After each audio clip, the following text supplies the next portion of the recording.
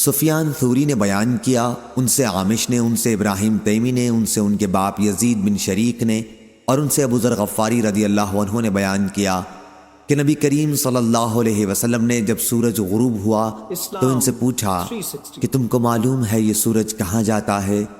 میں نے عرض کی کہ اللہ اور اس کے رسول ہی کو علم ہے۔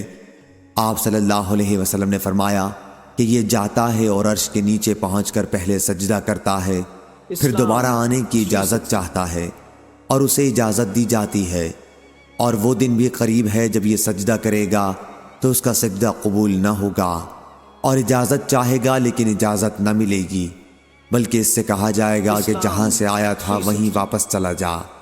چنانچہ اس دن وہ مغرب ہی سے نکلے گا۔ اللہ تعالیٰ کے فرمان وَالشَّمْسُ تَجْرِي لِمُسْتَقَرٍّ لَهَا ذَلِكَ تَقْدِيرُ الْعَزِيزِ الْعَلِيمِ، سورہ یاسین آیت نمبر 38۔ میں اسی طرف اشارہ ہے۔ صحیح بخاری حدیث نمبر 3199۔